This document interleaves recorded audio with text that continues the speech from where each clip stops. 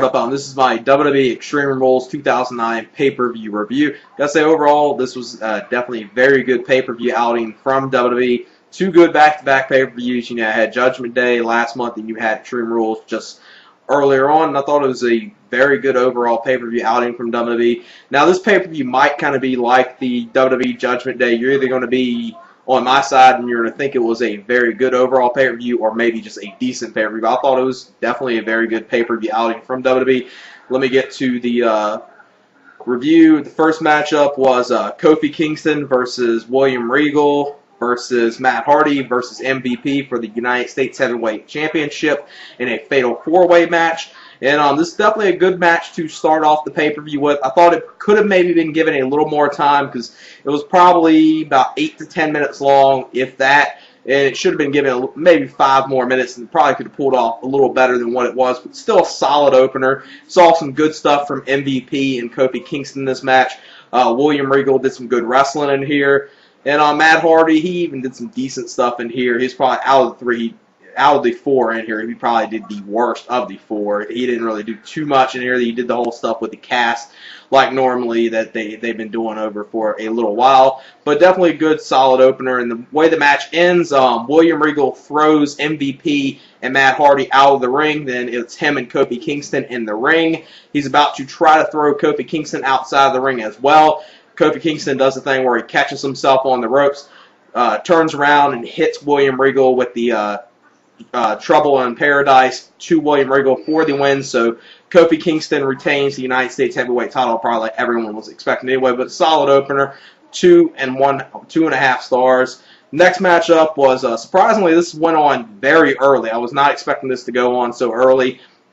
And that was the Chris Jericho versus Rey Mysterio no-holds-barred match for the IC Championship, the Intercontinental Championship.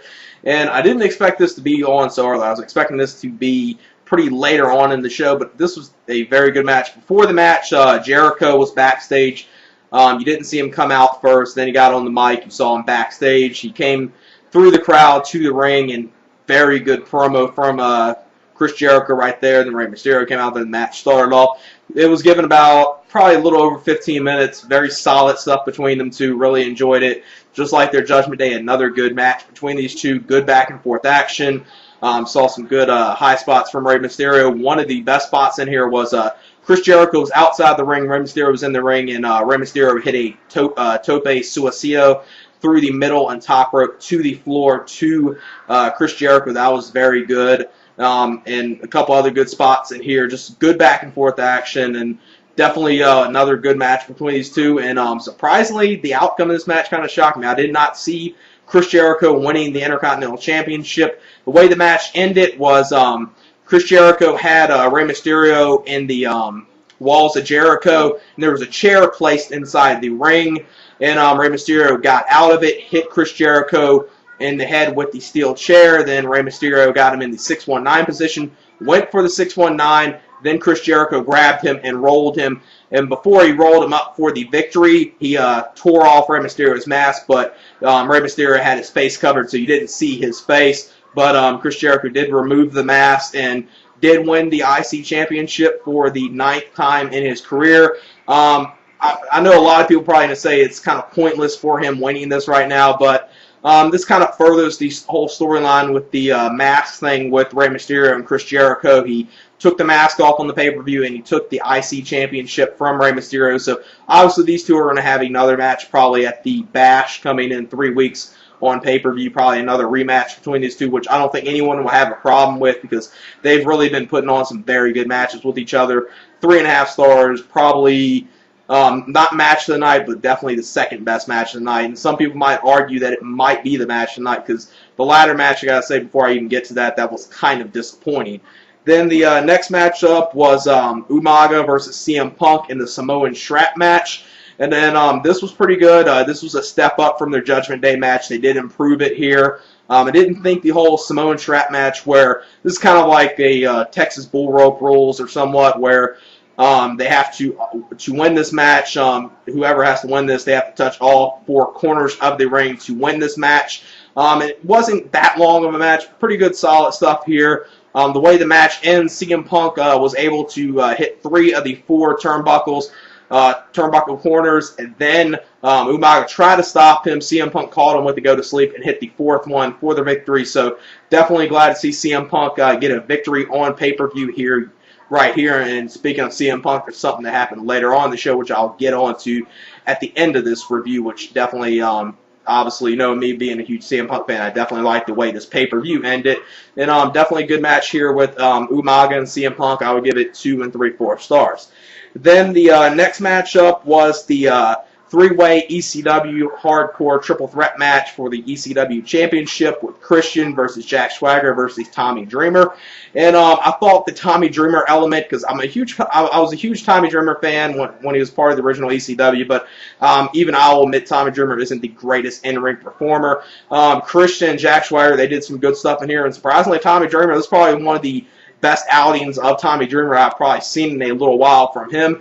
And actually, I know some people expected him to win the title, but I kind of was somewhat surprised that they did give him the ECW championship. I thought, this would possibly be his last match, and they do the whole rumored of him being the general manager of ECW. Good match here.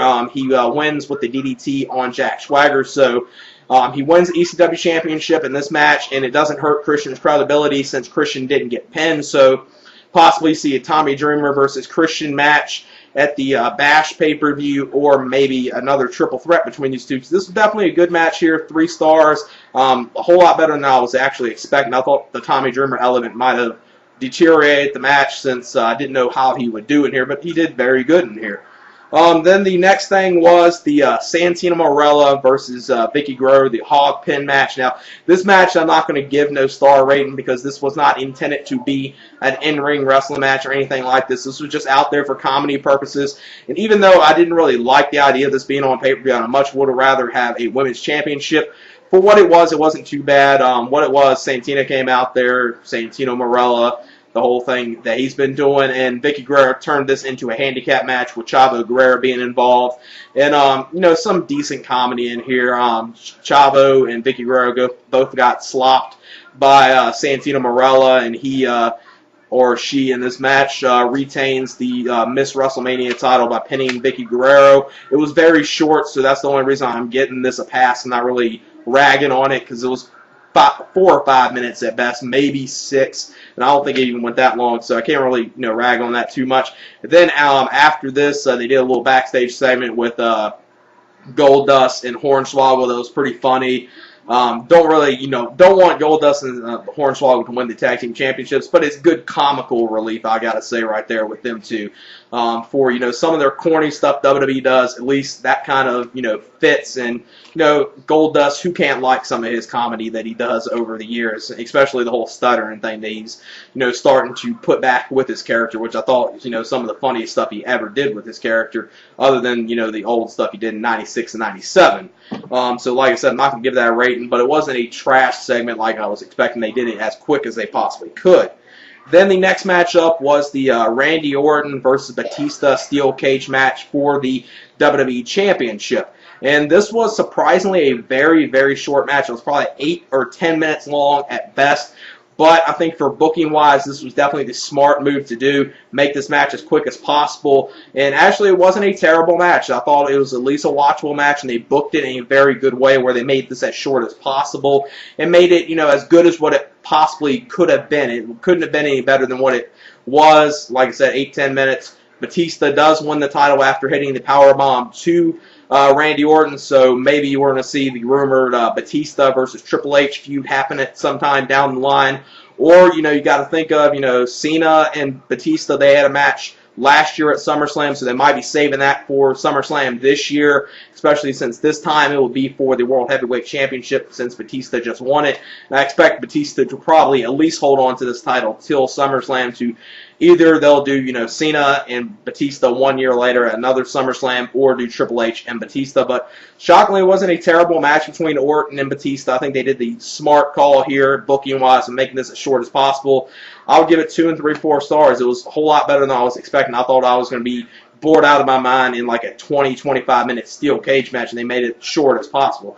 But then the only match that was bad on this pay-per-view was the next match, which was the John Cena versus Big Show's submission match here. And they kind of had a questionable ending here that really didn't make any sense at all.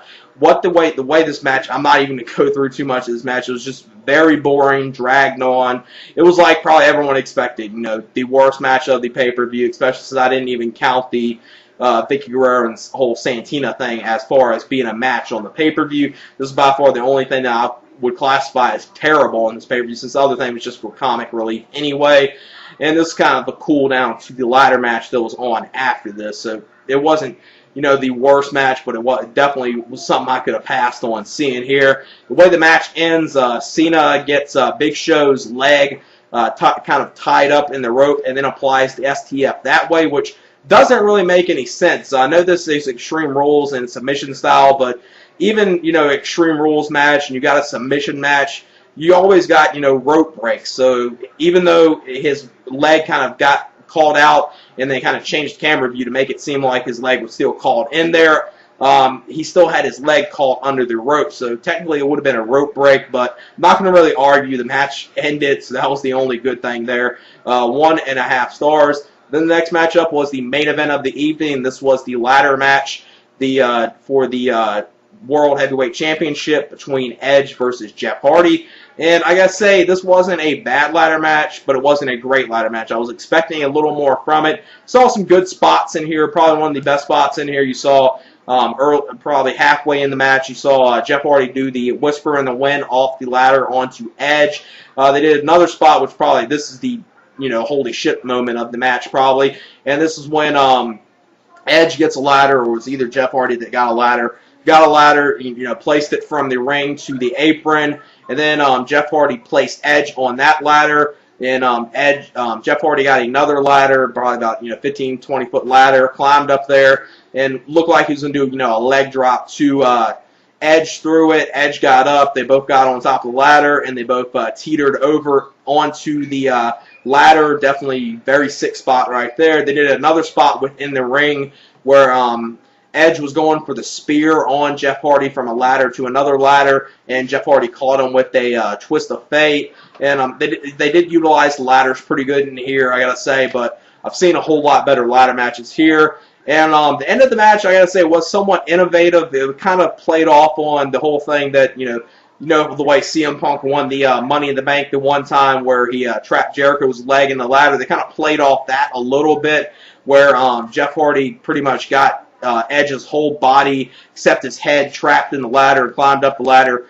grabbed the World Heavyweight Championship, became the new World Heavyweight Champion. But then the swerve happened, and definitely very good swerve here, because I gotta say, I didn't expect it on this pay-per-view, and I highly doubt that many people expected this. And CM Punk's music hit. He came out there, cashed the Money in the Bank. He hit one GTS first to go to sleep to Jeff Hardy. Jeff Hardy was able to kick out. Then he hit a second one, won the World Heavyweight Championship. So you had Jeff Hardy won the title probably for maybe 2-3 minutes, maybe 4 minutes here. And CM Punk is the new World Heavyweight Championship. Definitely me being a huge CM Punk fan, definitely good ending right here, and they definitely, somewhat started building CM Punk's credibility up a little more. He defeated Umaga on SmackDown. He got a win on pay-per-view finally. This was his first pay-per-view victory since WrestleMania, so he got two good back-to-back victories right there. And even though I think he kind of did like the heelish thing, winning the world title this way, just as long as they book his title reign very good, I'll be okay with it. And as far as the ladder match, I would give it 3.5 stars. I would probably say it was the best match of the night, but some people might argue and say the Chris Jericho and Rey Mysterio match was the match of the night, because that was very good as well. Overall, I gotta say this was a very good pay-per-view. I would give it an 8.25, just a little better than the Judgment Day pay-per-view overall. So two good back-to-back WWE pay-per-views right there. Like I said, this might be one of those pay-per-views that if you didn't like Judgment Day, you might have different feelings on this pay-per-view. You're either going to think the show was very good, or you're going to think it's decent. I highly doubt that many people are going to say this show was complete trash or sucked. So overall, that's my thoughts on the WWE Extreme Rules pay-per-view. Definitely very good, and I would actually recommend people to go out there, get this pay-per-view. Maybe not worth the complete $40. Maybe wait till the DVD comes out, but it was definitely a worth watching this pay-per-view. Definitely very good. And yeah, that's it. Peace. Out of the three, out of the 4 in here, he probably did the worst of the 4. He didn't really do too much in here. He did the whole stuff with the cast like normally that they've been doing over for a little while. But definitely a good, solid opener. And the way the match ends, William Regal throws MVP and Matt Hardy out of the ring. Then it's him and Kofi Kingston in the ring. He's about to try to throw Kofi Kingston outside of the ring as well. Kofi Kingston does the thing where he catches himself on the ropes, turns around and hits William Regal with the Trouble in Paradise to William Regal for the win. So Kofi Kingston versus William Regal versus Matt Hardy versus MVP for the United States Heavyweight Championship in a fatal 4-way match. And this is definitely a good match to start off the pay-per-view with. I thought it could have maybe been given a little more time because it was probably about 8 to 10 minutes long, if that. And it should have been given maybe 5 more minutes, and probably could have pulled off a little better than what it was. But still a solid opener. Saw some good stuff from MVP and Kofi Kingston in this match. William Regal did some good wrestling in here. And Matt Hardy, he even did some decent stuff in here. He's probably, what up, this is my WWE Extreme Rules 2009 pay-per-view review. Gotta say, overall, this was definitely a very good pay-per-view outing from WWE. 2 good back-to-back pay-per-views. You know, I had Judgment Day last month, and you had Extreme Rules just earlier on, and I thought it was a very good overall pay-per-view outing from WWE. Now, this pay-per-view might kind of be like the WWE Judgment Day. You're either going to be on my side and you're going to think it was a very good overall pay-per-view or maybe just a decent pay-per-view. I thought it was definitely a very good pay-per-view outing from WWE. Let me get to the review. The first matchup was Kofi Kingston retains the United States Heavyweight title, probably like everyone was expecting anyway, but solid opener, 2.5 stars. Next matchup was, surprisingly, this went on very early. I was not expecting this to go on so early. And that was the Chris Jericho versus Rey Mysterio no-holds-barred match for the IC Championship, the Intercontinental Championship. And I didn't expect this to be on so early. I was expecting this to be pretty later on in the show, but this was a very good match. Before the match, Jericho was backstage.